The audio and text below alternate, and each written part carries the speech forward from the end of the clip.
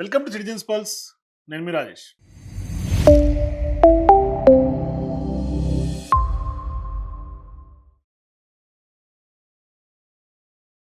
CM Revanth Reddy తాజా వ్యాఖ్యలు పెద్ద ఎత్తున రాజకీయ దుమారం లేపడమే కాకుండా గత కొంతకాలంగా బీఆర్ఎస్ పార్టీ నాయకులందరూ ఆరోపణలకి కొంత బలం చేకూర్చేలాగా కనిపిస్తుంది. అంటే దీని వెనకాల ఏదో ఆపరేషన్ ఉంది అన్నట్లుగా స్పష్టంగా మనకు కనిపిస్తుంది.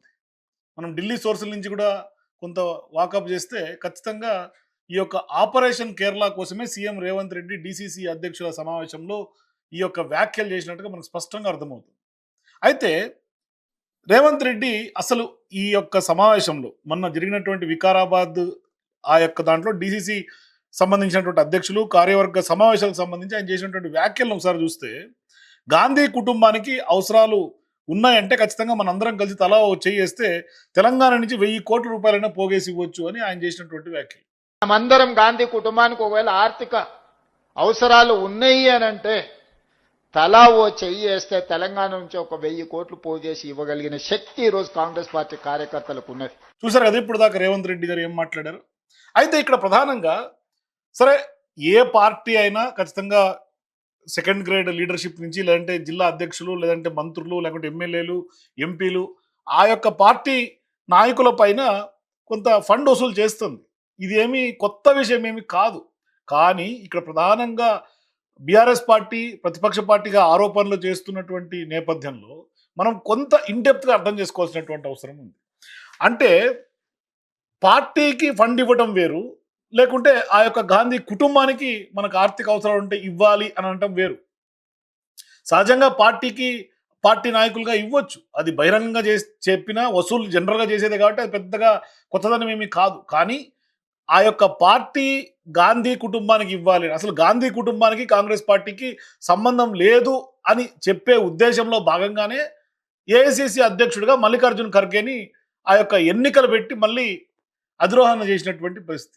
అంటే అప్పటిదాకా గాంధీ కుటుంబం అంటే కాంగ్రెస్ పార్టీ, కాంగ్రెస్ కుటుంబం అంటే ఇట్లా ఉన్నటువంటి నేపథ్యంలో వాళ్ళకి కాంగ్రెస్ పార్టీకి సంబంధం లేదు, ఇది ఒక ప్రజాస్వామిక పార్టీ, ఇది కుటుంబ పార్టీ కాదు అని చెప్పే ప్రయత్నం కాంగ్రెస్ పార్టీ ఆనాడు మల్లికార్జున ఖర్గేని ఏఐసిసి అధ్యక్షులు చేసిన తర్వాత ఒక మెసేజ్ని ప్రజల్లోకి పంపించి రాహుల్ గాంధీతో భారత్ జోడో యాత్రను పంపించారు. మరి ఏమైంది ఫైనల్గా? ఇప్పుడు మళ్ళీ గాంధీ కుటుంబానికి ఆర్థిక అవసరాలు ఉంటే మనం పోగేసి 1000 కోట్లు పంపేలు. 1000 కోట్లు ఏముంది, పోగేస్తే ఇంకెన్ని వేల కోట్లన్నా ఇవ్వచ్చు. ఇప్పటికి ఎన్ని వేల కోట్లు ఇచ్చారో కూడా తెలియదు.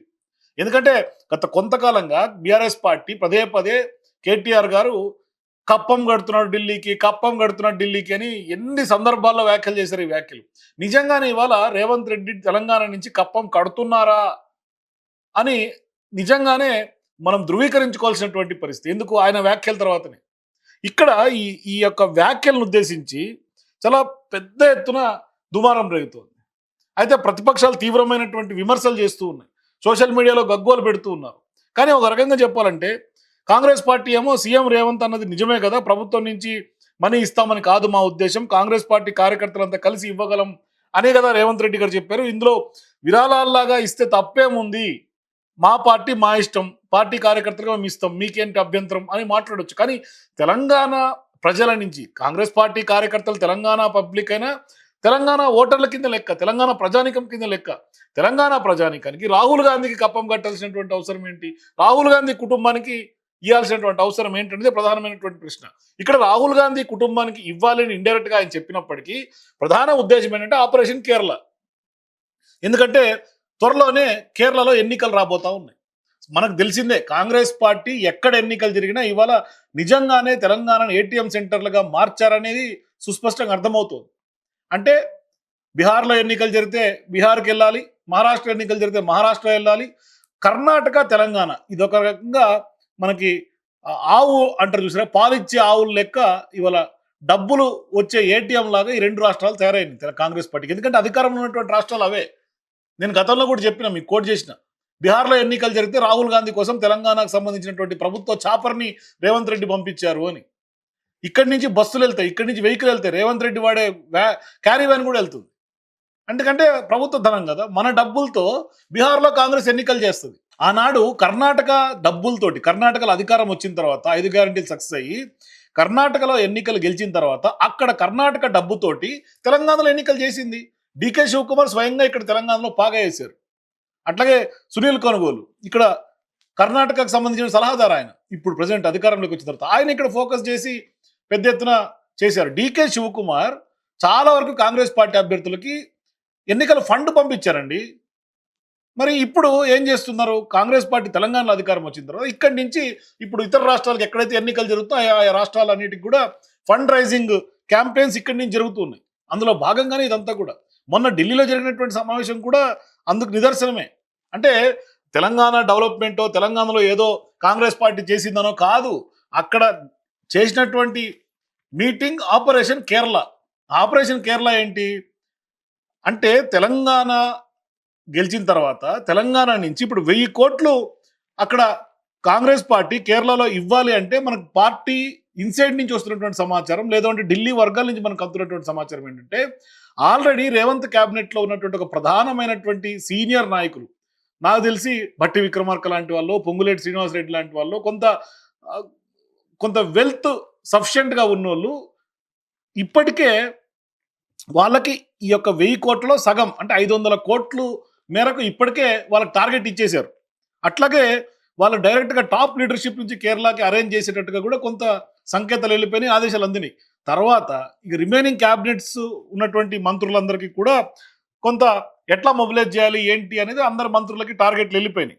ఇక అట్లాగే ఎవరికి అంటే ఇప్పటికే కాంగ్రెస్ పార్టీ ఖచ్చితంగా కేరళలో అక్కడ అధికారం సొంతం చేసుకుని దిశగా అడుగులు వేస్తున్నటువంటి నేపథ్యంలో ఎవరైతే కాంగ్రెస్ పార్టీ ఇప్పటికే చీఫ్ మినిస్టరల్ క్యాండిడేట్ను కూడా స్పష్టంగా ఒక అంచనాకు వచ్చిన తర్వాత నాకు తెలిసి చీఫ్ మినిస్టరల్ క్యాండిడేట్ కేరళకు కేసీ వేణుగోపాల్, ఇది సుస్పష్టం. ఆయన ఇప్పుడు కాంగ్రెస్ పార్టీలో చాలా క్రియాశీలకంగా పనిచేస్తున్నారు. అయితే ఇక్కడ సీఎం రేవంత్ రెడ్డి గారికి కేసీ వేణుగోపాల్కి కూడా మంచి సత్సంబంధాలు ఉన్నాయి. ఎందుకు ఉన్నాయి అంటే రేవంత్ రెడ్డి గారు పార్టీలో గ్రోత్ అవడానికి, అట్లాగే రేవంత్ రెడ్డి గారు ప్రభుత్వంలో కొంత రాణించే దిశగా అడుగులు వేయడానికి తోడ్పాటును అందించినటువంటి వ్యక్తి జాతీయ జనరల్ సెక్రటరీగా ఉన్నటువంటి కేరళకు చెందినటువంటి ఆ నేత. అయితే ఇప్పుడు ఆ నేత సీఎం అవ్వాలని ఒక ఆపరేషన్ స్టార్ట్ చేశారు ఆల్రెడీ కేరళలో. అందుకోసమే బ్యాక్గ్రౌండ్ వర్క్ అంతా జరుగుతోంది. ఇప్పుడు 1000 కోట్లు గాంధీ కుటుంబానికి అవసరం రాలే, గాంధీ కుటుంబం పేరు చెప్పి ఇప్పుడు అక్కడ కేరళలో ఎన్నికలు చేసే ప్రయత్నం కాంగ్రెస్ పార్టీ చేస్తోంది. అయితే ఇక్కడ ప్రధానంగా తెలంగాణలో జరుగుతున్నటువంటి తంతుకు రాహుల్ గాంధీ కొంత అన్హ్యాపీగా ఉన్నట్టు కూడా మనకు సమాచారం అందింది. అందుకని ఇప్పుడు టార్గెట్ ఇచ్చారు అందరికీ కూడా. ఇప్పుడు డీసీసీ ఆల్రెడీ మంత్రులకి కొంత టార్గెట్ ఇచ్చేశారు కాబట్టి నెక్స్ట్ కాంగ్రెస్ పార్టీ వర్కర్స్కి డీసీసీ అధ్యక్షులు కూడా రేవంత్ రెడ్డి స్వయంగా బహిరంగంగానే ఆయన మాట్లాడటం. తర్వాత ఇప్పుడు పెద్ద ఎత్తున పోల్స్ వస్తున్నటువంటి నేపథ్యంలో తెలంగాణ నుంచి కొంత బ్యాక్ బోన్ క్యాంపెయిన్, ఇక్కడి నుంచి ఫినాన్షియల్ బ్యాక్ బోన్ క్యాంపెయిన్ అంటారు చూసారా, వెన్నెముకలాగా ఆర్థిక అవసరాలు కేరళలో కాంగ్రెస్ పార్టీకి ఆ లీడర్కి చేస్తున్నారు. ఈ నేపథ్యంలోనే ఇప్పటికే తెలంగాణ ముఖ్యమంత్రి రేవంత్ రెడ్డి గారికి కొంత బాగా క్లోజ్ అసోసియేట్స్గా ఉన్నటువంటి ఒక ప్రముఖ ఛానల్, నేను గతంలో కూడా చెప్పినా ఇప్పుడు కూడా చెప్తున్నా, బిగ్ టీవీ కేరళ కూడా త్వరలోనే స్టార్ట్ అయ్యింది. ఆల్రెడీ కొంత యాక్టివేట్ అయ్యి కొంత ప్రజల్లోకి వెళ్ళడానికి కొంత టైం పడుతుంది. ఆల్రెడీ స్టార్ట్ చేసేసారు, మొన్న రీసెంట్గానే స్టార్ట్ అయింది. సో ఈ నేపథ్యంలో ఇప్పుడు అక్కడ ఆల్రెడీ ఒక కాంగ్రెస్ పార్టీకి కేసీ వేణుగోపాల్ గారికి అనుకూలంగా ఒక ఛానల్ స్టార్ట్ చేశారు. వీళ్ళ ఐడియాలజీని ప్రజల్లోకి తీసుకెళ్తున్నారు. మరోవైపు మంత్రులందరికీ ఒక మంత్రికేమో సగం ఇచ్చినట్టుగా టార్గెట్ ఫిక్స్ చేశారు. రిమైనింగ్ మంత్రులకి కూడా నాకు తెలిసి ఒక్కొక్క మంత్రికి కొంత అమౌంట్ టార్గెట్గా ఇచ్చారు. సో ఇట్లా కాంగ్రెస్ పార్టీ ప్రధానంగా ఈ దిశగా అడుగులు వేస్తోంది. ఇప్పుడు సింగరేణి బొగ్గు కుంభకోణంలో 30,000 కోట్లు, గచ్చబౌలిలో కుంభకోణంలో భారీగా డబ్బు, అట్లాగే హైదరాబాద్ హిల్ట్ పాలసీ ద్వారా 10,000 కోట్ల భూములపై 20% కమిషన్, ఇటువంటి ఆరోపణలన్నీ కాంగ్రెస్ పార్టీ ఎదుర్కొంటుంది. ఇప్పటికే తెలంగాణ రాష్ట్రంలో బీఆర్ఎస్ పార్టీ సీరియస్ అలిగేషన్స్ చేస్తోంది. మరోవైపు రైతు భరోసా ఇచ్చేందుకు పైసలు లేవు, రబీ సీజన్ ముంచుకొస్తోంది, ఇంకెప్పుడు ఇస్తారని కూడా పెద్ద ఎత్తున రైతులు ప్రశ్నిస్తున్నారు, తెలంగాణ ప్రజానీకం ప్రశ్నిస్తోంది. అంటే ఇచ్చినటువంటి హామీలకు డబ్బులు ఇచ్చే పరిస్థితి లేదు. కానీ ఇక్కడ ప్రజలు గోస పెడతా ఉంటే, ప్రజలు రూపీ విలువ పడిపోతుంది, తెలంగాణ అప్పుల రాష్ట్రంగా అయిపోయింది. కానీ అదేమంటారు చూసారా, కటిక దానికి వెళ్ళే ఆవులకు కూడా రక్తం పిండుతారంటారు. అట్లా తెలంగాణలో ఇవాళ అప్పుల పాలవుతున్నటువంటి తెలంగాణలో కాంగ్రెస్ పార్టీ రేవంత్ సర్కార్ రక్తం పిండుతోంది. తెలంగాణ రక్తాన్ని పిండి కేరళలో ఎన్నికలు చేయాలని ప్రయత్నం చేస్తోంది. ఇది ఆపరేషన్ కేరళ.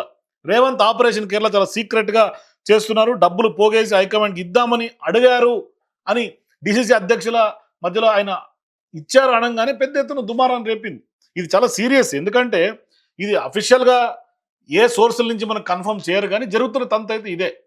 కాబట్టి స్పష్టంగా మనకి క్లారిటీ ఉండాలి తెలంగాణ ప్రజానికానికి కాంగ్రెస్ పార్టీ ఏం చేస్తోంది. మరి ఎందుకంటే ఇప్పుడు హామీలు ఇచ్చినటువంటి హామీలు ఏం నెరవేరలేదు. ఇవాళ ఆశా వర్కర్లకి 3 నెలల నుంచి జీతాలు లేకపోతే వాళ్ళందరూ రోడ్లు ఎక్కితే ఈడ్చి పడేస్తున్నారు, అరెస్టులు చేసి పడేస్తున్నారు. నిరుద్యోగులకి ఏమీ అవ్వలేదు. వాళ్ళు అనుకున్నటువంటి జాబ్ క్యాలెండర్ ఎక్కడ ల్యాండ్ అయినటువంటి పరిస్థితి లేదు. ఇట్లా చెప్పుకుంటూ పోతే కొన్ని చేంతాడంత లిస్ట్ అవుతుంది. ఎందుకంటే మనకు రోజులు సరిపోవు, మన వీడియో డ్యూరేషన్ కూడా సరిపోదు. అంత పెద్ద హిస్టరీ ఉంది రేవంత్ రెడ్డి ప్రభుత్వానికి. 2.5 కాలంలో ఏం చేశారు, ఎన్ని హామీలు ఇచ్చారు, ఎన్ని విఫలమయ్యారని చెప్పొచ్చు. కానీ వాళ్ళు మాత్రం ఇప్పుడు ఇక్కడ చేసినటువంటి గొప్ప డెవలప్మెంట్ అని కేరళలో చెప్తారు, కర్ణాటకలో జరిగిన డెవలప్మెంట్ అని తెలంగాణలో చెప్తారు, అక్కడ గ్యారెంటీలు అమలైన తెలంగాణలో చెప్తారు, ఇక్కడ ఓట్లు వేయించుకుంటారు. ఇక్కడ సక్సెస్ఫుల్గా అవుతున్నామని సౌత్లో కేరళలో చెప్తారు. ఎందుకంటే కేరళలో కొంత స్ట్రాంగ్ ఓట్ బ్యాంకు, కమ్యూనిస్టులు ఓట్ బ్యాంకు ఉంది. మరి అక్కడ ముస్లిం ఓట్ బ్యాంక్ కూడా అత్యధికంగా ఉంది. అందుకనే ప్రధానంగా రాహుల్ గాంధీ అంతకుముందు ఎంపీగా నిలబడినటువంటి స్థానం వయనాడ్. అక్కడ అత్యధికమైనటువంటి కాంగ్రెస్కి ఓట్ బ్యాంక్ అంతా ముస్లిం ఓట్ బ్యాంక్, అట్లాగే క్రిస్టియన్ ఓట్ బ్యాంక్. ఇదంతా కూడా అక్కడ కేరళలో ఉంది. కాబట్టి ఇవాళ కమ్యూనిస్టులను కంచుకోటలు బద్దలు కొట్టి కాంగ్రెస్ పార్టీ అధికారంలోకి రావాలనే ప్రయత్నాలు కేరళలో చేస్తుంది. మరి ఇది ఎంతవరకు సఫలమవుతున్నది చూడాలి. ఎందుకంటే పొలిటికల్ ఈక్వేషన్స్ అంత ఈజీగా ఉండవు. ఎందుకంటే పినరయ్ విజయన్ ఇప్పటిదాకా కేరళలో హెల్త్ మీద, ఎడ్యుకేషన్ సెక్టర్ మీద అద్భుతమైనటువంటి పాలన అందించారు. ఇక లిటరసీ రేట్ 0. అంత పవర్ఫుల్గా ఆ స్టేట్ని తీర్చిదిద్దిన తర్వాత కమ్యూనిస్టులు అందరూ కూడా కలిసి మరి ఇప్పుడు కాంగ్రెస్ పార్టీ వైపు మొగ్గు చూపే అవకాశాలు ఎంతవరకు ఉంటాయని చూడాలి. కానీ వీళ్ళ ప్రయత్నాలు అయితే చాలా సీరియస్గానే చేస్తున్నారు.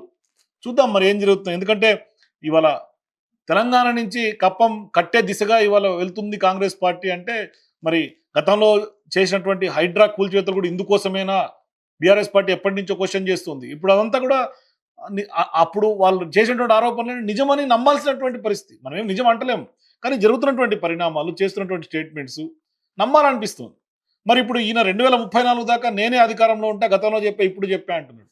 మరి అది ఇంత జరుగుతుంటే, ఇంత వ్యతిరేకత మూట కట్టుకుంటుంటే, ఇంత గగ్గోలు పెడుతుంటే, ఇంత గోసపడుతుంటే తెలంగాణ ప్రజానీకం అంతా, మరి ఆయన నమ్మకం దేవుడికి తెలుసు. చూద్దాం మరి ఏం జరుగుతుంది. మరి నిజంగానే ఇక్కడి నుంచి 1000 కోట్లు తీసుకెళ్లి తెలంగాణ నుంచి నిజంగానే ఆర్థిక అవసరాలు రాహుల్ గాంధీకి ఉందా, మరి కేరళ ఆపరేషన్ కోసమైనా? మీ అభిప్రాయాల్ని నాకు కామెంట్స్ చెప్పండి. For more videos please watch citizens pulse.